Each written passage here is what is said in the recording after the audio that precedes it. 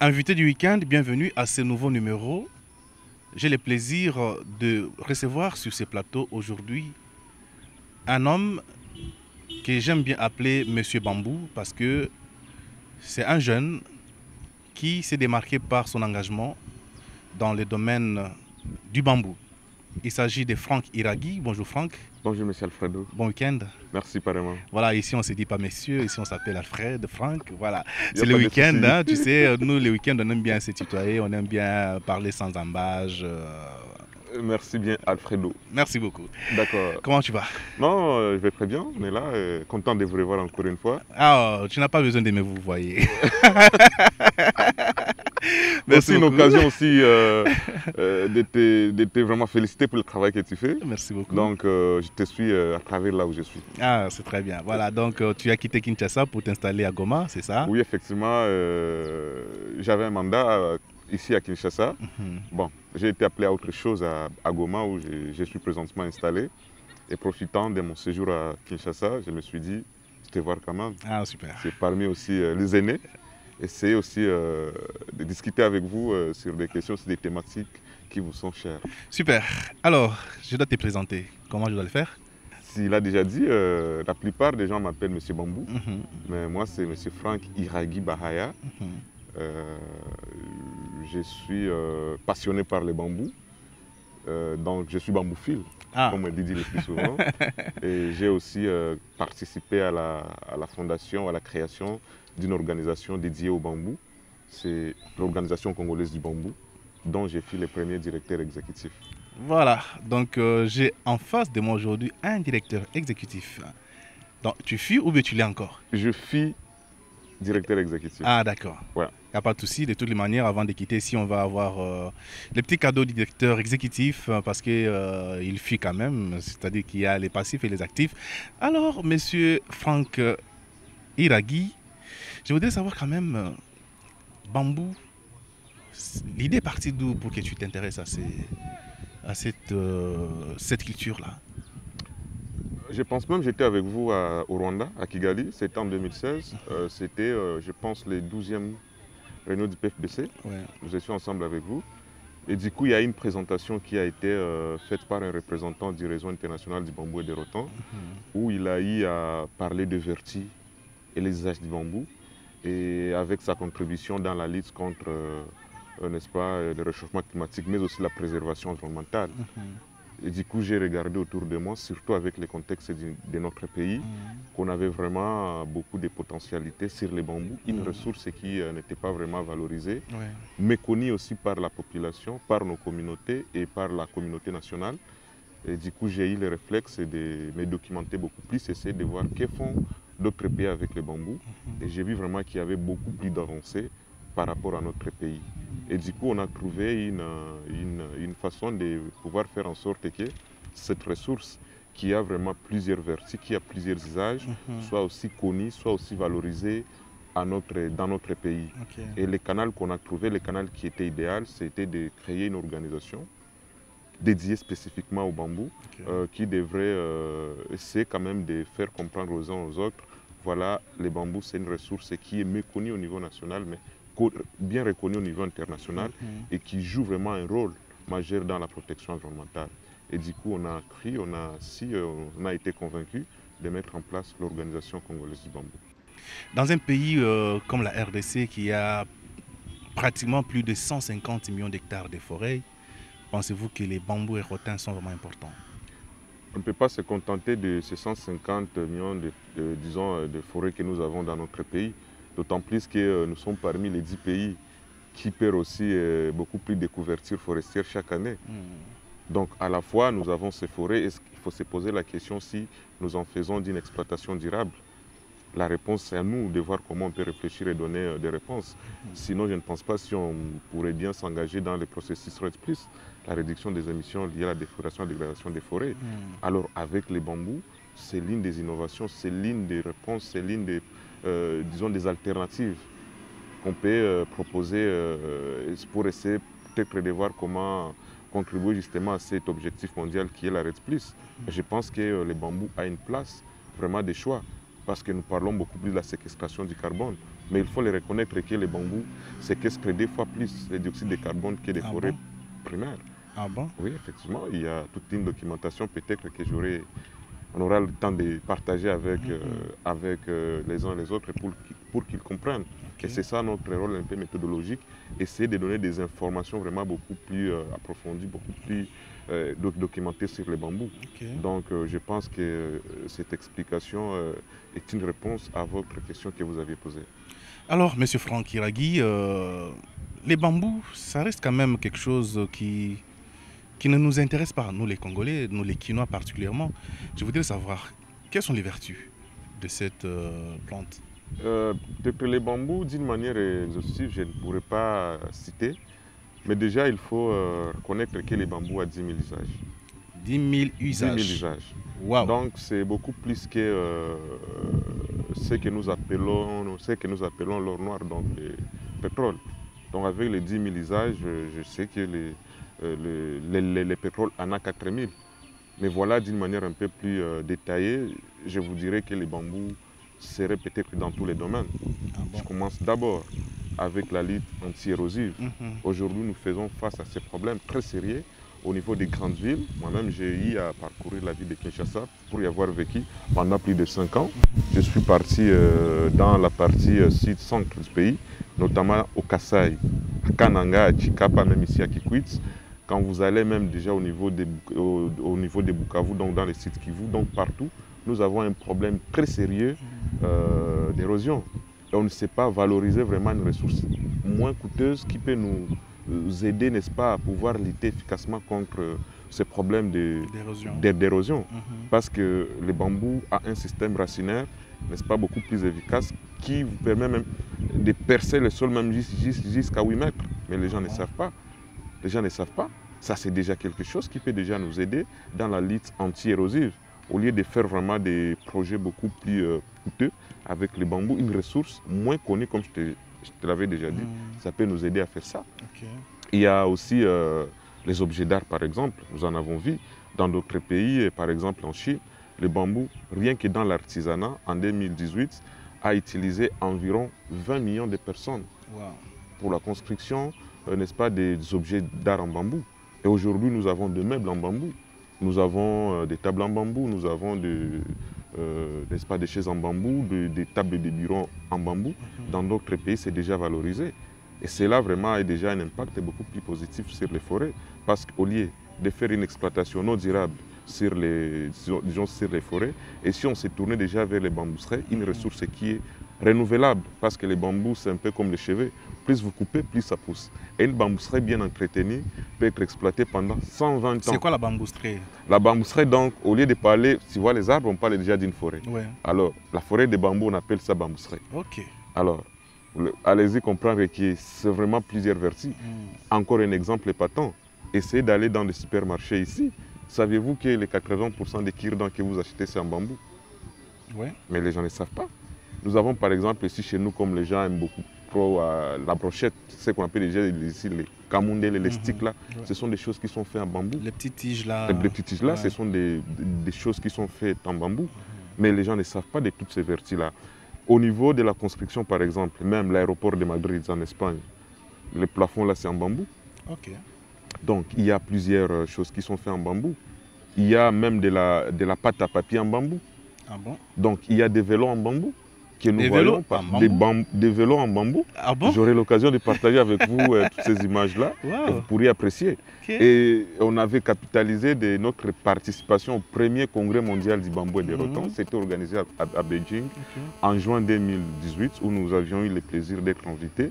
Nous avions eu vraiment l'opportunité d'explorer la beauté des bambous, de voir vraiment toutes les technologies sur les bambous et voir aussi les engagements qui se font déjà au niveau international pour faire en sorte que les bambous soient valorisés.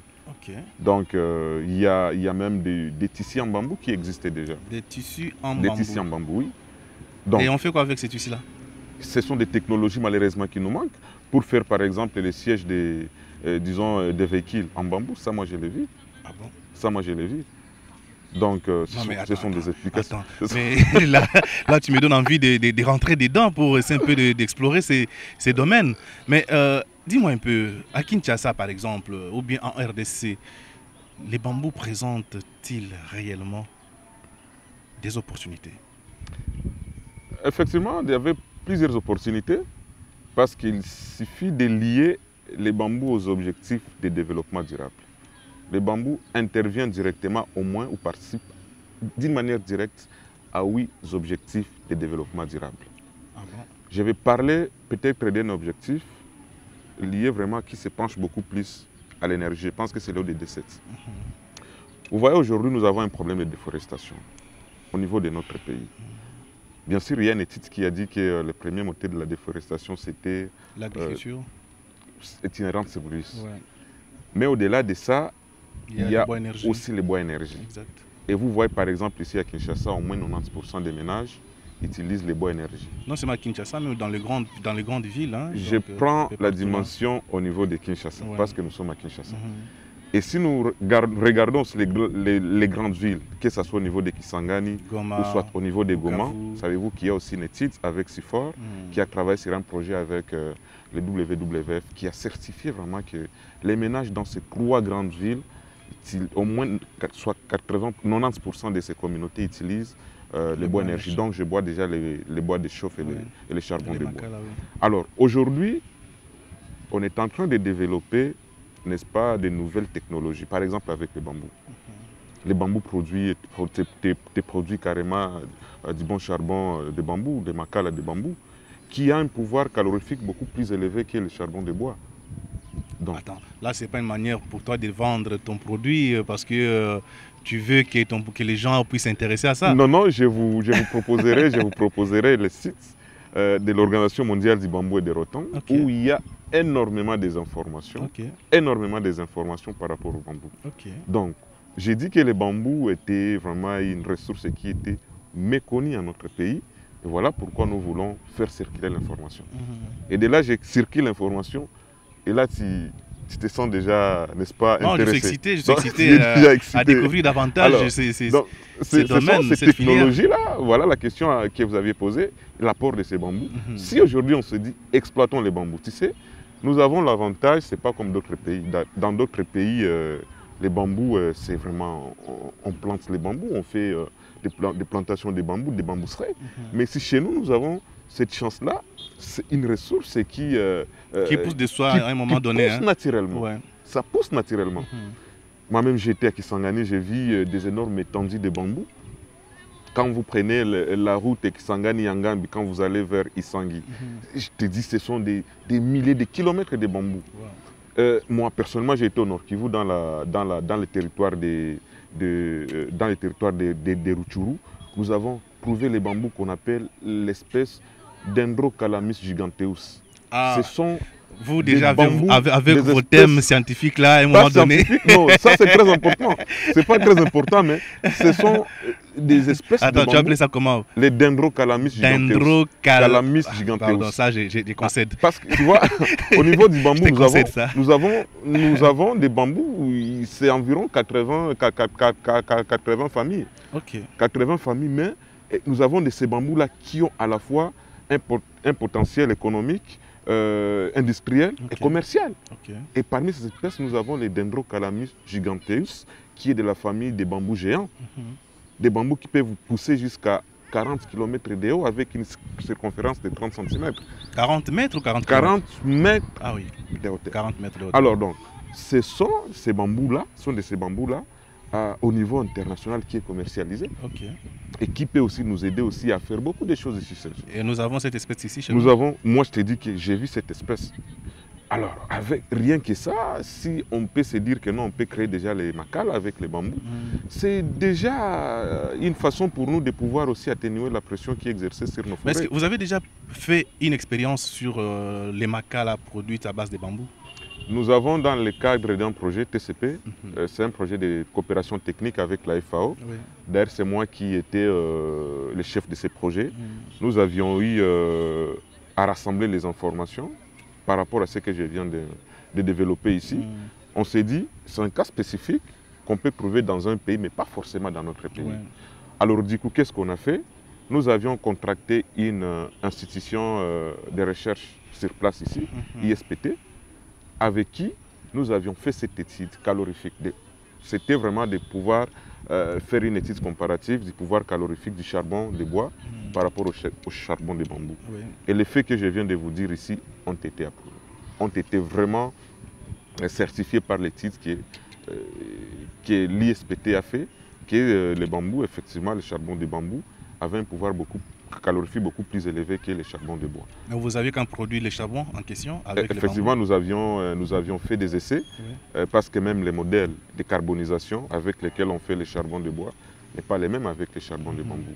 Donc on a fait des fours réfractaires, parce qu'il faut vraiment les carboniser dans des fours réfractaires. Okay. On a fait un four réfractaire pilote, expérimental, et sur base de ça, on a fait ce qu'on devrait faire.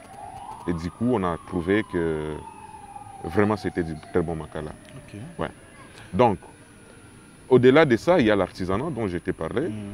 Aujourd'hui, il y a lié vraiment de pouvoir accompagner, n'est-ce pas, les petits artisans à voir comment valoriser les bambous. Et du coup, cela peut créer déjà des petits emplois.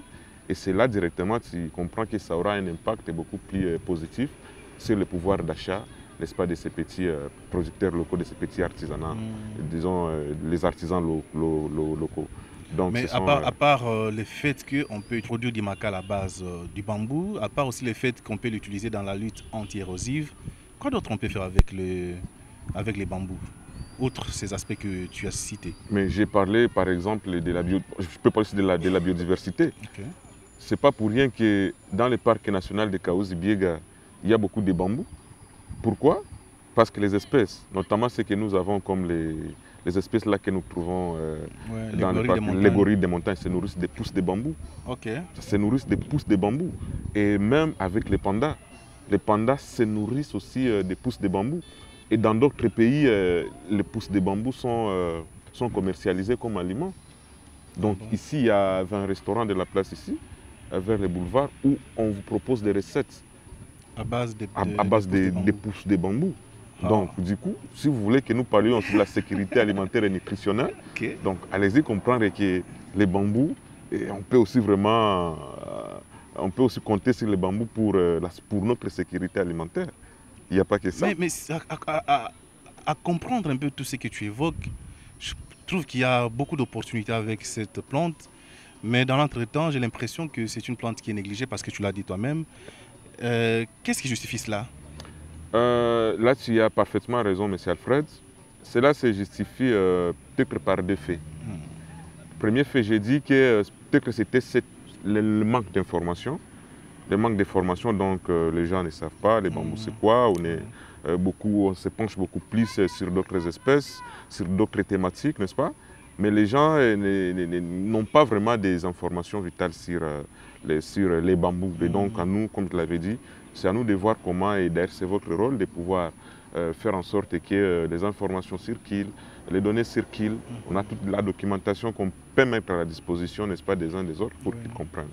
Mais aussi, peut-être aussi c'est au niveau politique, parce que ça fait de cela, depuis 2016, qu'on a mené un plaidoyer pour que notre pays, la République démocratique du Congo, adhère au traité instituant l'Organisation internationale du bambou et des rotans. Okay. C'est une organisation qui est reconnue mondialement et qui présentement compte déjà 45 pays membres. Et parmi les 45 pays membres, il y a déjà 22 pays africains. Wow. Alors, le fait d'adhérer déjà à ces traités instituant INBAR, dont le siège est à Beijing. Ça s'appelle INBAR. INBAR. Okay. Ça, c'est en anglais International Network of Bamboo and Rattan. Okay. Donc, Organisation nationale pour les bambous et les ratans. Okay. L'adhésion d'un État déjà à cet instrument, cette organisation, donne déjà au pays la possibilité d'exploiter les ressources en bambou qu'il a. Il profite aussi des transferts de technologies. Autant plus que ce que font les Chinois avec les bambous, on peut les faire chez nous. Parce qu'aujourd'hui, il y a déjà, de la manière dont on exporte les bois d'œuvre, on peut aussi exporter les bambous. Parce que la Chine, par exemple, il est le plus grand consommateur de bambou. Il n'y a pas de grandes étendues, il n'y a pas de grandes étendues de bambous. Comment on va exporter? Parce qu'on n'en a pas assez. Hein? C'est là où je voulais intervenir. L'adhésion de la RDC à INBAR pourra nous permettre maintenant de profiter ou de bénéficier d'un appui qui va nous aider aussi à évaluer les ressources des bambous que nous avons. Okay. Moi-même, présentement, je n'ai pas la certitude de vous dire, non, voilà les ressources des bambous que la RDC regorge. Oui. Non, ça vraiment, je n'ai pas ces informations. Mais dis-moi, dans les voyages que j'ai eu à faire, même si ce n'était pas forcément pour aller explorer les quantités de bambous que nous avons, mais quand même, nous avions pu remarquer que nous avons énormément de ressources en bambou et même les espèces que nous avons doivent être évaluées. Okay. Et aujourd'hui, au niveau de INBAR, tous les pays membres profitent d'un programme qu'ils appellent GABAR, ça c'est en anglais, mais c'est un programme global d'évaluation des ressources des bambous au niveau mondial. Okay. Et cela s'est fait à l'échelle nationale, mais spécifiquement aux pays membres. Et un pays qui n'est pas membre d'INBAR ne peut pas bénéficier d'un apport en termes techniques, en termes d'accompagnement financier, okay, n'est-ce pas, d'INBAR. Voilà pourquoi nous avions mené un plaidoyer, nous menons depuis 2016 ce plaidoyer pour que les pays arrivent à adhérer au réseau international du bambou et des rotans. Cela pourra vraiment décider, pourra vraiment occasionner ou déjà ouvrir vraiment énormément une grande porte pour la valorisation du bambou, okay, dans notre pays. À la fois, on aura toutes les informations vitales, on aura toute la technologie appropriée, on aura ces programmes de renforcement des capacités au niveau gouvernemental, surtout au niveau des membres des acteurs de la société civile qui interviennent dans la thématique. Okay. Voilà. Mais où en est-on justement avec ces processus de ratification? Le processus de ratification, ça il faut le reconnaître, que ça prend du retard. Je vous ai parlé du projet de la FAO qu'on avait, que moi j'ai piloté. Le projet aussi devrait en principe accompagner les gouvernements à adhérer au traité INBAR. Ça a été fait, mais je pense qu'il y a eu des avancées. Au niveau du ministère de l'Agriculture, nous avons déjà un programme national bambou qui est déjà là, qui existe. Et à notre niveau à l'époque, avec le ministre Ambatobe, Ami Ambatobe, on a fait vraiment un plaidoyer vraiment beaucoup plus robuste jusqu'à ce que nous sommes parvenus à faire en sorte que les pays quand même puissent avoir un document de plaidoyer. Ce document a été fait pour pousser la RDC à adhérer. Toute la documentation a été déposée au ministère sectoriel. Okay. Malheureusement, on s'est retrouvé dans une situation où, à chaque fois qu'il y a changement de gouvernement, les dossiers aussi traînent quand même. Alors, le gouvernement, je pense que c'était Tchibala, le gouvernement Tchibala est parti, dans lequel faisait partie le ministre Ambatobe. Et justement, avec la venue du nouveau gouvernement, malheureusement, qui est déjà réputé démissionnaire, il y a eu quand même des avancées au niveau du ministère de l'Environnement. En effet, l'Organisation congolaise du bambou avait rappelé ces dossiers au ministre de l'Environnement.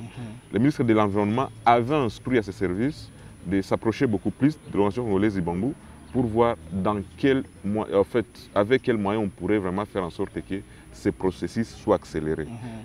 Et pour couronner tout cela, le directeur régional pour l'Afrique centrale d'INBAR est même venu ici à Kinshasa. Okay. Donc cela témoigne vraiment de l'intérêt vraiment que les autres portent sur la RDC, sur la décision de la RDC à INBAR. Okay. Et donc du coup, nous avions mis toute la documentation sur la table du ministre. Malheureusement, le gouvernement est réputé démissionnaire, mais nous n'allons pas baisser les bras. Nous espérons que ce soit le ministère. Bon, le ministère va partir, mais le pays va continuer à exister. Nous allons continuer avec ce même processus et nous espérons vraiment, et c'est ça levé, que cette fois-ci, peut-être qu'on ne pourra pas avoir les statuts des pays membres, mais cette année, nous sommes vraiment déterminés à aller de l'avant. Et c'est vraiment faire comprendre la RDC la nécessité vraiment d'adhérer à cet instrument pour que nous puissions même décrocher même les statuts des pays observateurs. Okay. Donc nous sommes vraiment beaucoup plus persuadés qu'avant la fin de ce mois, de cette année, la RDC pourra déjà adhérer à ces traités. Comme moi, tu le sais très bien que le président aussi de la République a vraiment, n'est-ce pas, être trop regardant sur les aspects environnementaux. Et les bambous vraiment s'en servent peut-être dans cette perspective-là.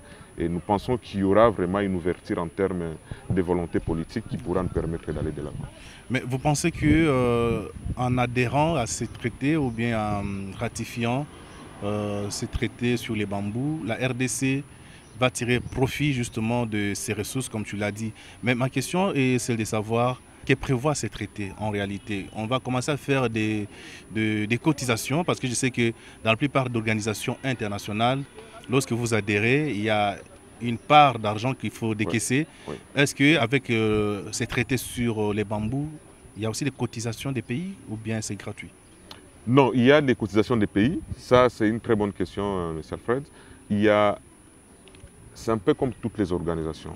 C'est une organisation internationale, d'ailleurs, qui pour le moment a le statut d'observateur à la Commission forêt des Nations Unies. Alors, à l'époque, cette question a été débattue parce que je t'assure que les dossiers étaient déjà beaucoup plus avancés, même au niveau du ministère des Affaires étrangères. Ok. Alors la question a été même soulevée au cours d'une réunion virtuelle avec les responsables chargés de l'adhésion des pays membres à INBAR. Et il a été clair qu'il y aura une contribution mensuelle, disons annuelle, en fait c'est une contribution qui est faite disons c'est pour 2 ans.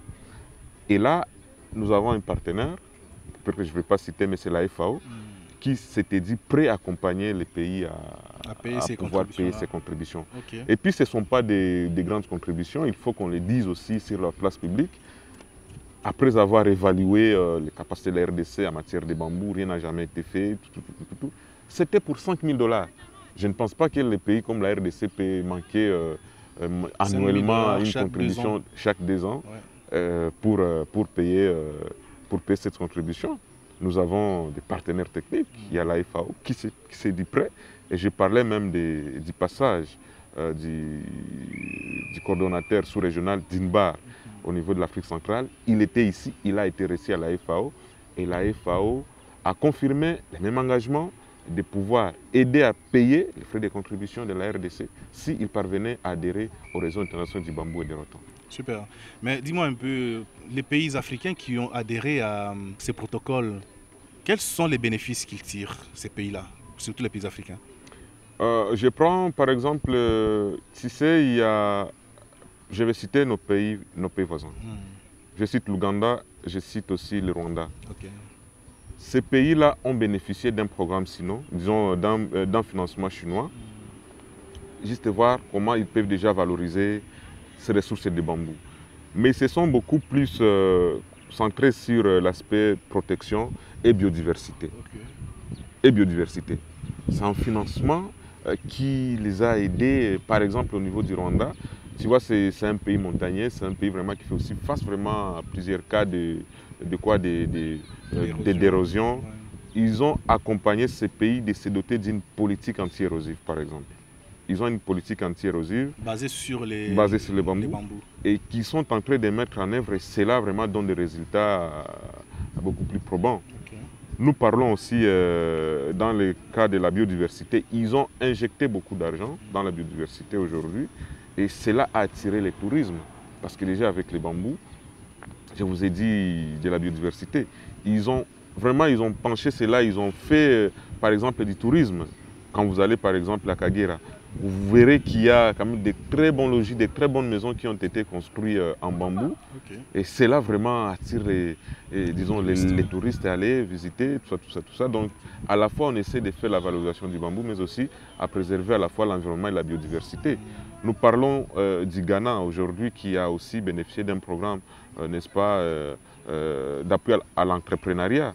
Aujourd'hui il y a un centre au niveau du Mali, n'est-ce pas, disons du Ghana qui fait des vélos en bambou, qui fait déjà des vélos en bambou. Donc c'est déjà quelque chose de bien.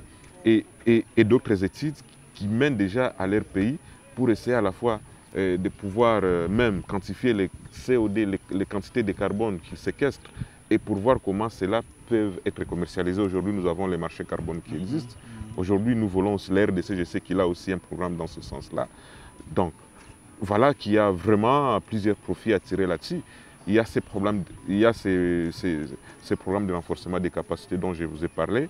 Il y a un grand centre qui vient d'être érigé au niveau de l'Éthiopie, où pendant les 5 prochaines années, on va essayer de renforcer les capacités d'environ 50 000 Africains. Si les technologies, si nous parvenons à adhérer, okay. Effectivement, on sera déjà dans ce sens-là. Okay. Et je vais parier aujourd'hui, si on a ces renforcements des capacités, on n'aura plus besoin d'importer les cure-dents. On peut les faire ici, les tiges de brochettes. Et et d'autres applications qu'on peut avoir avec le bambou. Donc il y a toute une gamme de bénéfices qu'on peut déjà tirer en adhérant justement à ces traités. Et je vais le dire, peut-être que je ne sais pas, peut-être les politiques internes des pays qui ont adhéré, mais ce n'est pas pour rien qu'il y ait 22%. C'est presque la moitié des pays africains qui ont déjà adhéré. Donc les partis, disons les politiques, les gouvernements, ainsi de suite, ils connaissent bien pourquoi de cette adhésion. Moi, à l'organisation congolaise, disons au premier congrès mondial du bambou et des rotans, j'ai eu à comptabiliser au moins 5 présidents qui ont représenté leur pays avec autant de ministres. Donc, c'est pas de la blague, c'est pas de la diversion qu'on fait avec les bambous. Mais est-ce que vous avez approché quand même le nouveau président de la République pour lui parler de ces opportunités qui se présentent dans ce domaine? Il faut être sincère et essayer de donner vraiment une réponse qui n'est pas peut-être positive dans ce sens-là. Mais c'est ce que nous avons comme ambition. C'est que nous avons comme ambition de pouvoir aller peut-être au plus haut niveau pour essayer à la fois de parler du bambou, d'évoquer la question liée à l'adhésion de la RDC à une barre, mais aussi proposer des mécanismes ou des programmes qui peuvent aider les pays à lutter durablement vers disons, contre la lutte anti-érosive, qui pour moi déjà devrait être vraiment au centre. Tu sais, nous sommes en pleine pandémie de la Covid. On n'a pas vraiment assez de ressources, mais déjà avec le bambou, une ressource vraiment moins connue, et avec vraiment des faibles capitaux, vraiment ça peut nous aider à lutter efficacement contre les érosions, les phénomènes vraiment érosion qui hantent presque toutes les villes dans notre pays. Donc ce sont ce genre de propositions qu'on doit faire au président. Mais déjà, au niveau de cette ratification, qu'est-ce qui bloque? Ça bloque à quel niveau? J'ai dit, si ça dépendait de moi, le pays aurait déjà adhéré. Mais un ministre doit prendre l'engagement, il sollicite l'adhésion de la RDC d'un pays. Donc un ministre, par exemple, c'est ça qu'on devrait faire. Le ministre doit écrire, n'est-ce pas, au conseil d'Inbar, qui est basé en Chine. Non, voilà, mon pays a l'intention d'adhérer à l'Organisation mondiale du bambou et des rotans. Donc il prend un engagement, là il n'a pas encore engagé le gouvernement, mais déjà à travers lui, parce que c'est dans ses prérogatives, les ministres sollicitent l'adhésion d'un État à Inbar. Et là, dès que la lettre est acceptée par les membres du conseil d'Inbar, nous avons automatiquement le statut d'État observateur. Alors nous avons 2 ans pour que nous puissions être membres à part entière d'Inbar. Et comment cela se fait? Parce que ce traité, tu sais, avec notre régime, c'est un régime, disons, semi-parlementaire, je pense.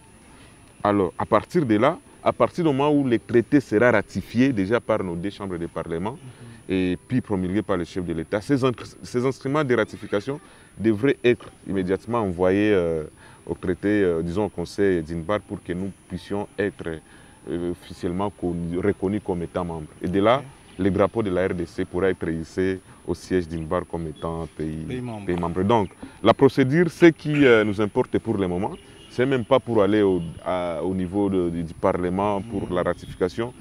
C'est juste une page que le ministre peut écrire, une page.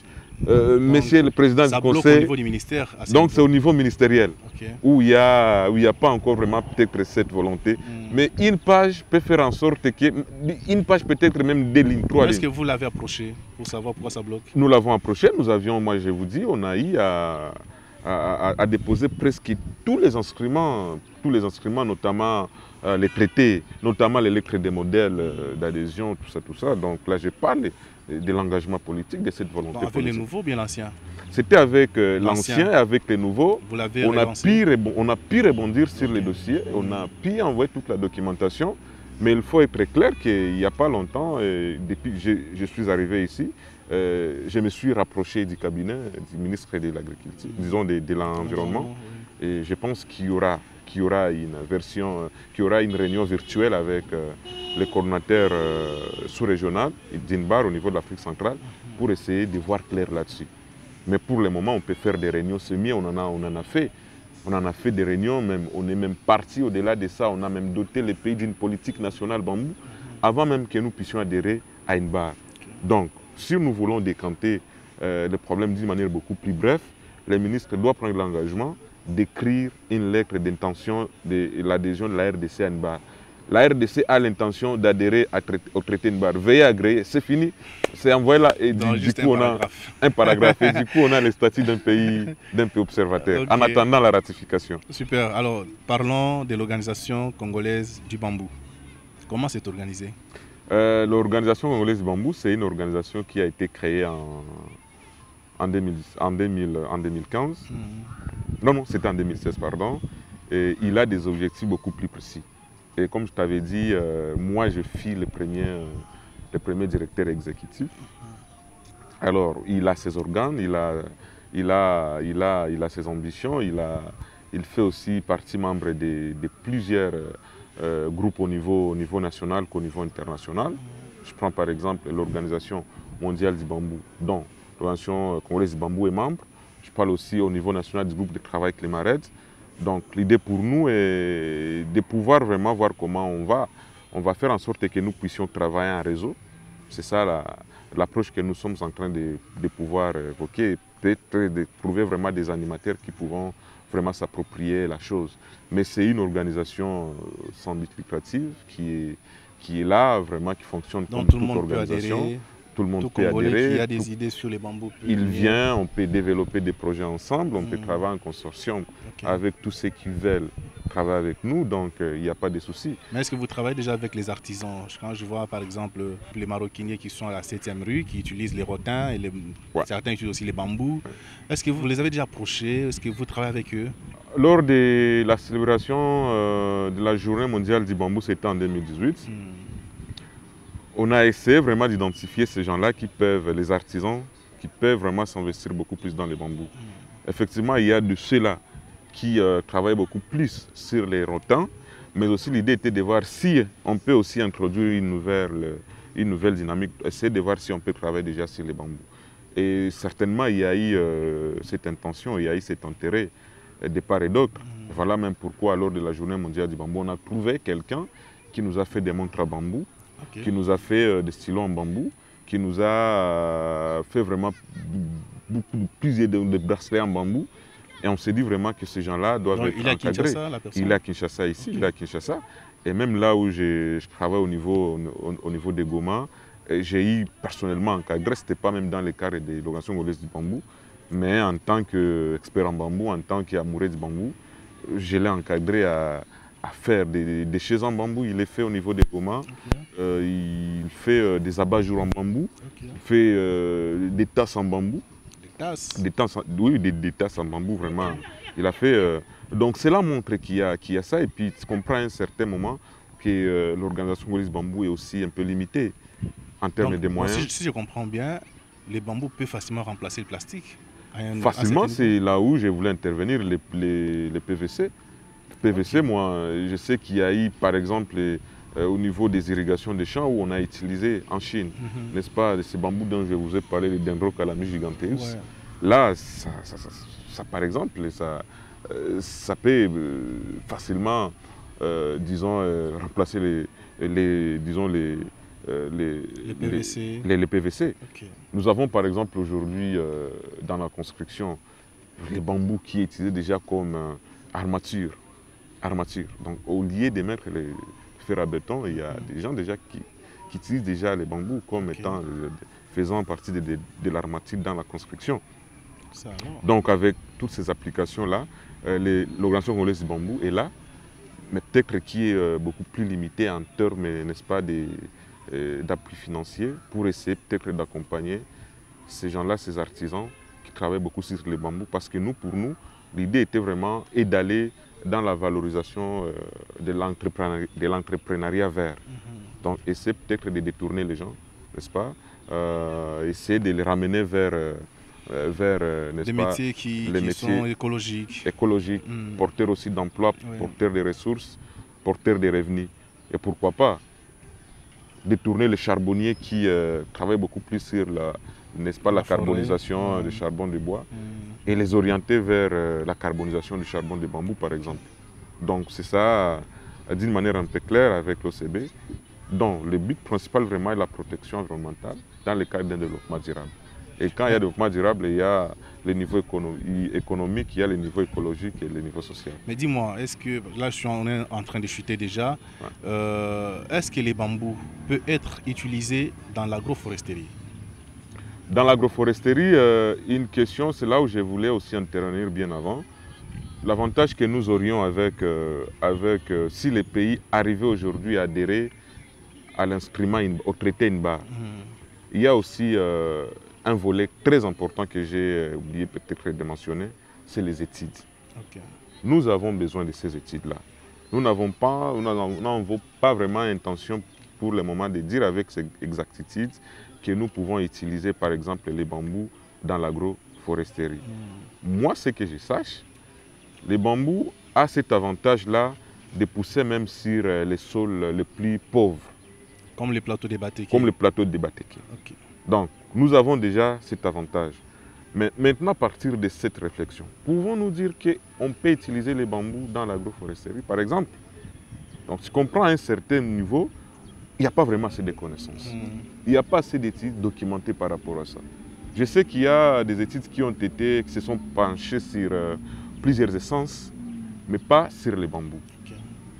Et je sais aussi que les bambous restaurent même les sols les plus pauvres. Donc, à la fois, ils poussent sur les sols les plus pauvres et ils restaurent les sols les plus pauvres. Okay. Mais cela, pour être vraiment beaucoup plus scientifique, devrait faire en sorte que des études soient menées pour essayer de comprendre si les bambous peuvent être vraiment utilisés dans l'agroforesterie.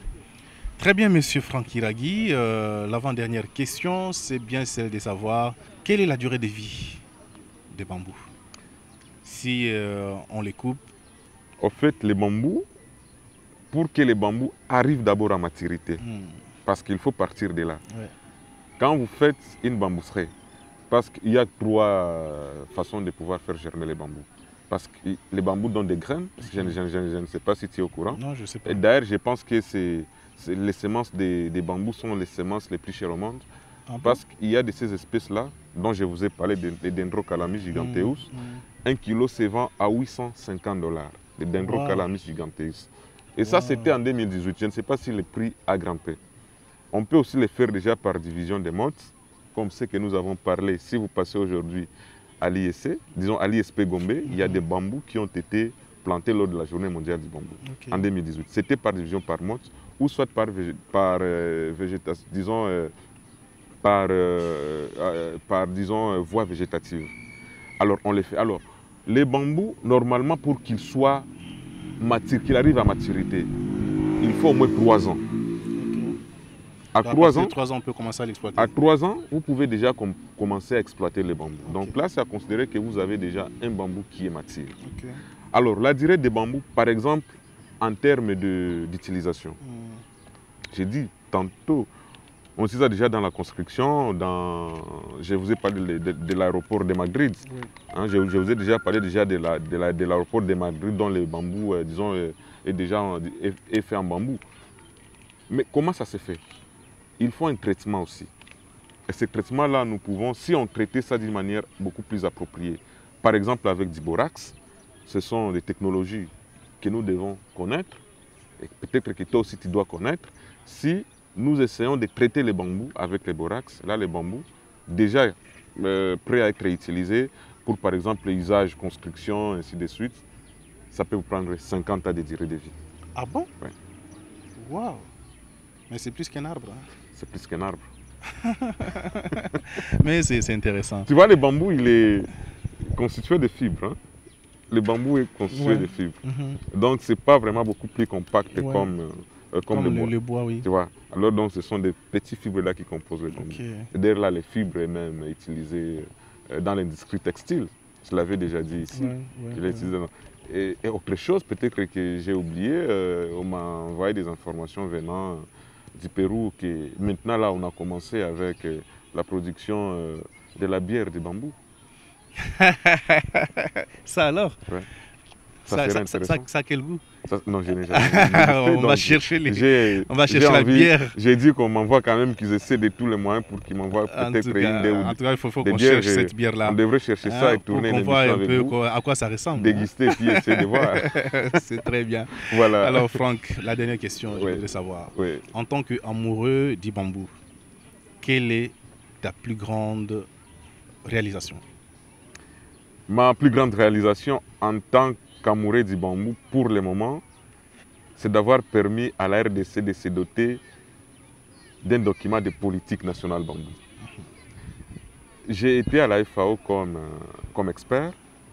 En principe, on devrait recruter un consultant national qui devrait nous aider à rédiger les documents de bambou. Mais c'est un processus qui n'a pas abouti.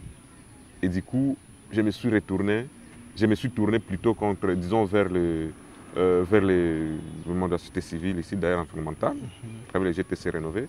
Nous avions travaillé avec les programmes nationaux bambou au niveau du ministère de l'Agriculture. Nous avons travaillé avec les ministères sectoriels, notamment le ministère de l'Industrie, le ministère de l'Environnement et du Développement durable, le ministère des Petites et Moyennes Entreprises, le ministère des Arts, Culture et Arts. Et on est parvenu à doter les pays d'une politique nationale bambou. Un document qui existe, qui trace vraiment les 7 axes stratégiques que les pays devraient faire pour arriver vraiment à un niveau où la RDC pourra se dire que non, voilà, nous sommes aussi vraiment parmi ces pays qui valorisent les bambous. Es-tu fier de ça? Très fier de ça. C'est un document qui nécessite encore l'approbation au niveau gouvernemental, peut-être aussi qui pourrait encore nécessiter des inputs des uns des autres, des contributions. Mais je suis fier parce que ces documents existent. Donc, peut-être que ça serait les premiers documents dans l'arsenal juridique, peut-être des projets, disons des documents au niveau gouvernemental qui développent quand même la promotion du bambou. Donc je pense que c'est une grande fierté pour nous. Alors, est-ce que tu penses qu'il y a une question que je ne t'ai pas posée? Je pense que d'une manière ramassée, tu as tout posé. Peut-être que c'est moi qui ai répondu même à certaines questions dont tu n'as pas posé. Voilà. Merci beaucoup Franck. Tu as un dernier mot à adresser aux téléspectateurs? Les bambous, en fait, le mot ne peut pas manquer. C'est dire aux téléspectateurs qui nous suivent que les bambous que nous négligeons ici, que nous voyons par-ci, par-là, que nous ignorons ces vertus, ces usages, c'est vraiment une espèce qui peut nous aider à résoudre plusieurs problèmes. Les problèmes d'érosion, j'en ai parlé. Les problèmes de restauration des terres dégradées, ça je l'ai parlé. La création d'emplois, ça je l'ai parlé. De tout ce qui est la protection environnementale, nous sommes dans l'arrêt d'aujourd'hui. Ça, j'ai parlé de ça. J'ai parlé de la sécurité alimentaire et nutritionnelle avec les pousses de bambou. Donc, essayons quand même de faire des recherches. Essayons de lire vraiment, il y a des sites vraiment beaucoup dédiés. Par exemple, le site de INBAR, je l'ai dit. Donc, c'est www.inbar.int. Donc là, il y a plusieurs informations sur les bambous. Et n'hésitez pas vraiment, s'il y a des questions vraiment à poser, s'il y a des propositions à nous faire, si vous savez vraiment des personnes intéressées, n'est-ce pas, à pouvoir appuyer, accompagner le secteur bambou au niveau de la RDC, n'hésitez pas à nous contacter. On est là et pour ça, on pourra voir dans quel sens on pourra faire en sorte que cette ressource soit valorisée dans notre pays. Merci beaucoup Franck pour avoir accepté notre invitation. Je sais que ça n'a pas été facile, tu étais à Goma, on a parlé depuis Goma, tu dis non Alfred, dès que je suis à Kinshasa, je vais te chercher. Et voilà, tu es sur mon plateau, c'est vraiment un plaisir pour moi de te recevoir. Et j'espère que ce n'est pas la dernière fois.